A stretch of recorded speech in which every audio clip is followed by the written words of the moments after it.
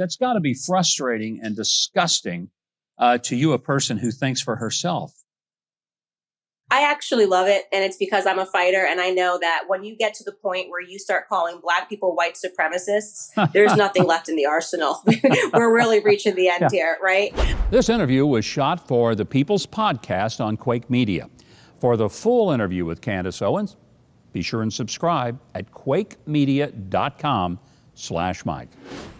We've seen a lot of noise and chest beating in Congress. You have the hearings and a lot of wonderful speeches and some tough rhetoric. I'm just not seeing anything happen. And I don't know if it's because they're carefully, slowly building their case, or if they're just blowing their noses in the microphones. I just have a hard time understanding why Congress has not stepped in to deal with Part 230 of the Federal Communications Act to force these people to step away from editorializing and picking and choosing winners and losers. I want your perspective on what Congress is doing, what they have done, what they can do, and if they have the courage. You know what? I think that you are echoing the sentiments of 75 million Americans right now, where we feel like we elect these leaders, we get behind them, and when they have the opportunity to do something, they don't do anything. And this is why I think there are a lot of questions surrounding in what direction the GOP is going to go after a Trump presidency, because we felt like Trump is the only person that has actually voiced the concerns and who has been willing to take on fights. Whereas I think other people are concerned with, okay, post-Trump, I still want to sit at the table, right? And it's problematic. I don't think they're doing enough. I have no defense for what the Republicans, when they had the House and the Senate, nothing got done. Yeah. So they think it's enough to go in there and say, oh, well, this is wrong. Nobody wants any more hearings with Jack Dorsey and Mark Zuckerberg. We know they're lying. We know it's disingenuous. So what are we going to actually do about it? And unfortunately, I don't think that we have enough fighters on the Hill. I think we have people that want to push papers around and they want to create a viral clip or a viral moment.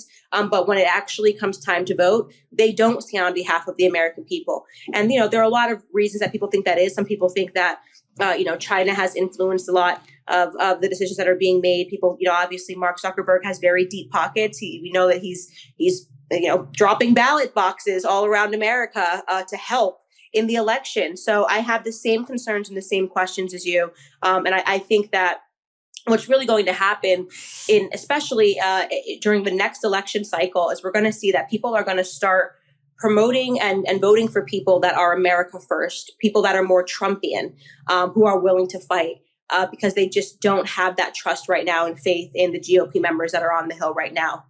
You mentioned China. Let's get into that a moment, because the latest scandal, and it is jaw-dropping, is that Eric Swalwell is one of a number of U.S. officials that apparently were stung by a Chinese spy.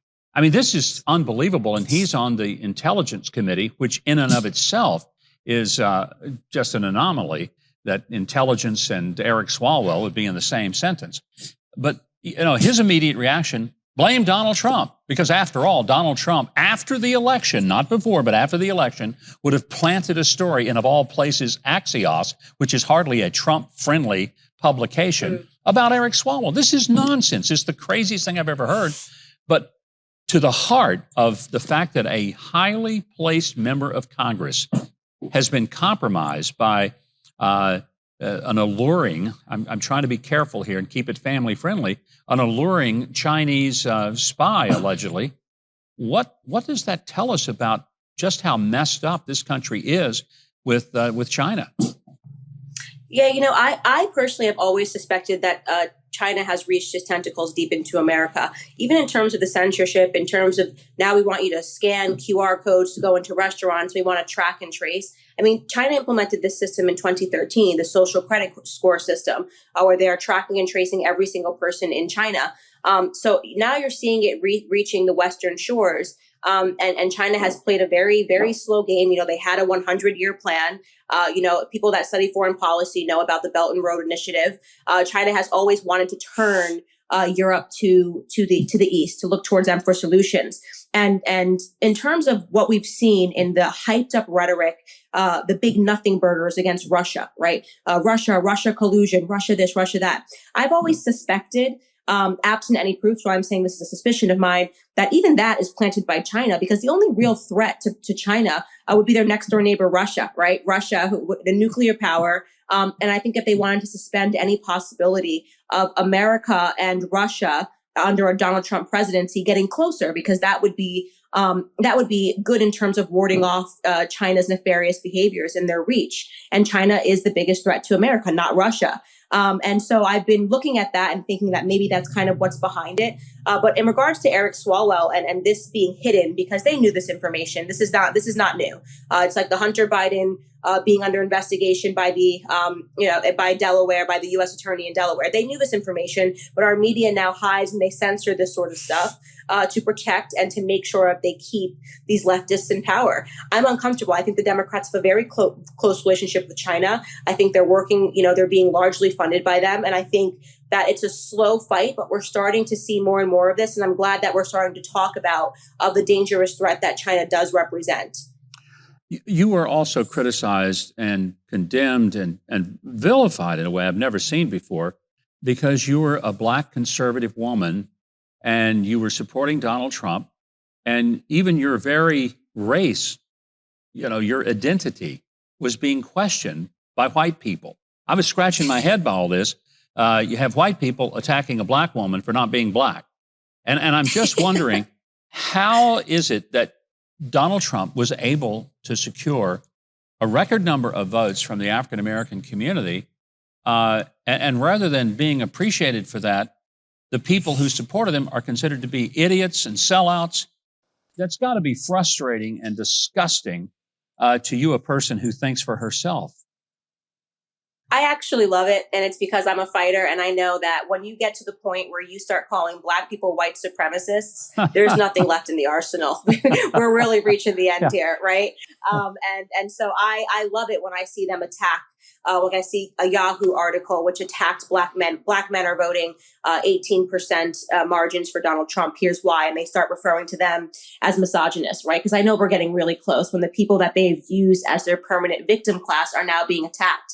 Because that just furthers the awakening, right? Because people, you don't win people by calling them names, right? So, calling me over the last 4 years an Uncle Tom, a race traitor, a coon, all of these racial slurs didn't make me go, oh, well, I better get back and start voting for Democrats. They seem really upset, right? It made me really recognize that they were, in fact, the real racists. And that to them, I was nothing more than a skin complexion. They don't see me as an individual. They see me as someone that they have, that is proprietary to them. They believe that Black Americans are proprietary to the Democrat Party. And so I've used my platform to awaken more minorities to that actuality. And I think that in looking at the results of this election so far, seeing the increase in the Hispanic vote and the Black vote, we see that despite their rhetoric, they're failing. People are waking up. People are realizing that they are not just Black, white, Hispanic, female. They're patriots. They're a part of something larger. They're a part of America. We're all Americans, and we're united by the philosophy of Americanism first. And that philosophy is that you can come into this amazing country with the clothes on your back. If you're willing to work hard and play by the rules, this country will reward you. And that's what I fight for every single day. Well, and we're glad you do. The Georgia Senate race coming up January the 5th, two historic elections, and it's highly unusual. I can't ever remember when you had two Senate races in the same state, because normally they're staggered, but because of a resignation and an appointed senator coinciding with the direct election of David Perdue, you now have both Kelly Loeffler and David Perdue on the ballot in runoff elections at the same time. But this is not just an election for those seats. It really will determine the balance of power, not just in the Senate, but perhaps in the entire United States government. There have been some people who have said, oh, Republicans in Georgia ought to just stay home because the vote's not secure. I find that a terrible piece of advice. I don't think we can play with it. Your view on that, and do you think Georgians will show up in adequate numbers to protect the country? Yeah, so I've been looking at this race, and I think that people are misdiagnosing the sentiment of the Georgian people right now. Right now, if you are a Georgian and you went out and you voted for Trump and the Republicans told you how important this presidential election was, you can now log on and watch a video of your votes being stolen, right? There's the actual video evidence of what actually happened. They locked down everything, told the poll watchers to go home.